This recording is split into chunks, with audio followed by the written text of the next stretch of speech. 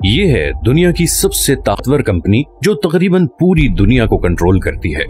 America के सारे बड़े बैंक्स, तकरीबन सारी बड़ी फार्मास्यूटिकल कंपनीज, सारा मेन स्ट्रीम मीडिया और पूरी दुनिया का 10% ट्रेड स्टॉक इस कंपनी की ऑनरशिप में है। 2022 में इस कंपनी के पास $15 ट्रिलियन के एसेट्स थे, जो पूरे अमेरिका के जीडीपी का 70% बनता है। ये कंपनी इतनी पावरफुल हो चुकी है कि अब दुनिया की टॉप गवर्नमेंट्स भी इसकी मर्जी के बगैर फैसले नहीं कर सकती। बल्कि अगर मैं ये कहूँ कि इस वक्त होने वाली तमाम जंगों और इकोनॉमिक क्राइसिस में इस कंपनी का कहीं न कहीं हाथ है, तो ये गलत नहीं होगा। लेकिन आपने इससे पहले शायद इस कंपनी का नाम भी नहीं सुना होगा, और उसकी एक बहुत बड़ी वजह है जो इस वीडियो में आगे चलकर आपको बिल्कुल क्लियर हो जाएगी। और ये भी कि कैसे एक कंपनी अब पूरी दुनिया को अपने कंट्रोल में लेने जा रही है, जिसके कॉन्सिक्वेंसेस शायद इतने खतरनाक होंगे कि आप सोच भी नहीं सकते। लैरी फिंक इस कंपनी का सीईओ शायद इस वक्त दुनिया का सबसे पावरफुल इंसान है। लेकिन लैरी आखिर है कौन और कैसे ये इतना पावरफुल बना कि आज दुनिया में होने वाले हर वाक़े में डायरेक्टली या इनडायरेक्टली ये और इसकी कंपनी इन्वॉल्व होते हैं।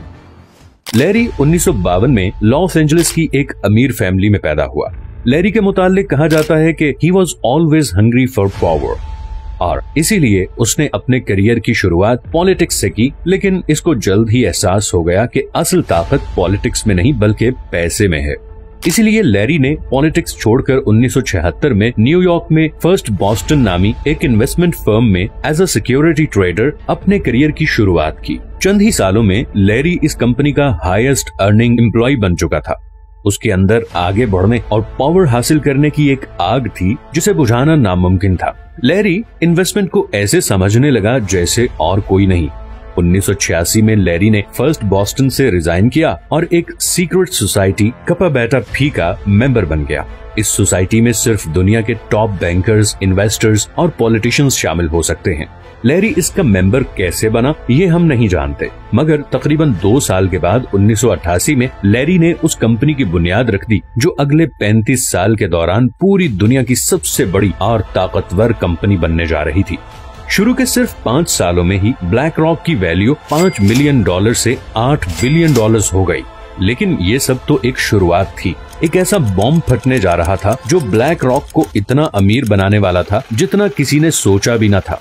2008 में एक फाइनेंशियल क्राइसिस आया जिसने पूरी दुनिया को हिला के रख दिया।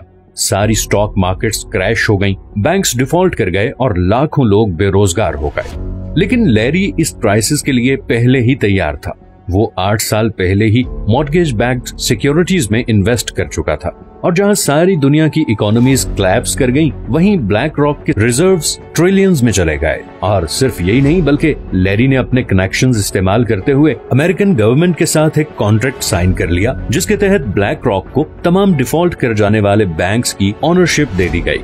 और यहाँ से दरवाजा खुल गया जो लैरी का पूरी दुनिया पे हुकूमत करने का ख्वाब पूरा करने वाला था। अगले 10 सालों में ब्लैक रॉक अमेरिका की सबसे बड़ी एसेट मैनेजमेंट कंपनी बन चुकी थी, और आज की तारीख में दुनिया की तमाम बड़ी इंडस्ट्रीज में ब्लैक रॉक के शेयर्स हैं, चाहे वो मीडिया, बैंक्स, ऑयल या फिर हथियार बनाने वाली कंपनीज हों। इसके अलावा सारी बड़ी टेक सोशल मीडिया कंपनीज जैसे कि गूगल, फेसबुक, ट्विटर और अमेज़न वगैरह में भी सबसे बड़ी इन्वेस्टर ब्लैक रॉक ही है। और आसान जबान में इसका मतलब ये है कि ये तमाम कंपनीज कोई भी डिसीजन ब्लैक रॉक की मर्जी के बगैर नहीं ले सकती।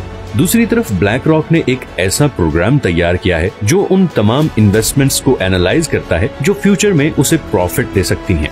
इस प्रोग्राम का नाम है अलादीन।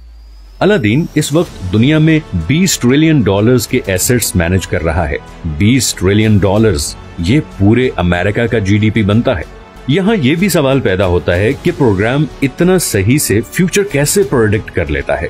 इसका जवाब यह है कि अलादीन के पास उन तमाम लोगों का पर्सनल डाटा है जो उन बैंक्स, मीडिया, फार्मा और ऑयल कंपनी से जुड़े हुए हैं। ये इतना ज्यादा डाटा है कि फ्यूचर में इकोनॉमी में क्या होने वाला है, इस सॉफ्टवेयर के लिए वो प्रेडिक्ट करना कुछ ज्यादा मुश्किल नहीं रह जाता। बल्कि कुछ एक्सपर्ट्स तो ये भी कहते हैं कि इन क्राइसिस को क्रिएट करने में ब्लैक रॉक का बहुत बड़ा हाथ होता है, क्योंकि वो अपने एनालिसिस से ये ऑलरेडी जान चुकी होती है कि किसी भी क्राइसिस से उनको इतना प्रॉफिट होगा। अब अगर आप ये सोच रहे हैं कि ब्लैक रॉक के बारे में आप या दूसरे लोग इतना क्यों नहीं जानते, तो इसकी वजह यह है कि ब्लैक रॉक चाहती ही नहीं कि कोई उसके बारे में कुछ भी जाने। हालांकि दुनिया का तकरीबन 90% main stream media black rock control करती है और किसी न्यूज, मैगजीन या पब्लिकेशन में फीचर होना उसके लिए क्या मुश्किल है। इस गुमनामी की एक वजह यह है कि ब्लैक रॉक के मकसद की राह में एक ही चीज रुकावट बन सकती है और वो है स्कैंडल्स। जब कोई ब्लैक रॉक के बारे में जानेगा ही नहीं तो स्कैंडल किस चीज का।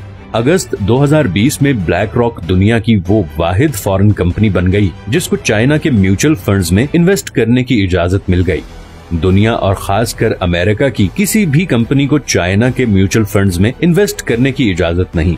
जानते हैं ब्लैक रॉक ने सबसे पहले कौन सी चाइनीज कंपनी में इन्वेस्ट किया? हाइक्यूविजन में।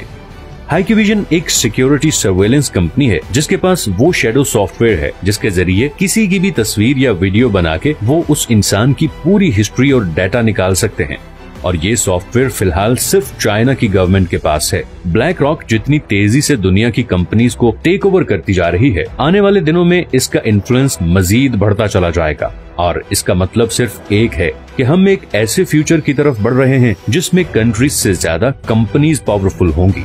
हमारी पॉलिटिक्स, सोसाइटी और कल्चर वोट्स नहीं बल्कि इन्वेस्टमेंट बोर्ड्स कंट्रोल करेंगे, और ये सब सिर्फ एक कंपनी और एक इंसान के कंट्रोल में होंगे। सिर्फ एक कंपनी और इंसान के पास इतनी पावर और कंट्रोल कितना खतरनाक साबित होगा, ये तो वक्त ही बताएगा।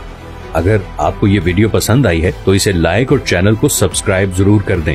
मैंने अभी बहुत से इंटरेस्टिंग टॉपिक्स पे वीडियोस बनानी है, तो आपकी सपोर्ट बहुत जरूरी है, और अगर आपके पास कोई सजेशंस हो तो कमेंट्स में जरूर बताएं। अपना ख्याल रखिएगा, मिलते हैं नेक्स्ट वीडियो में।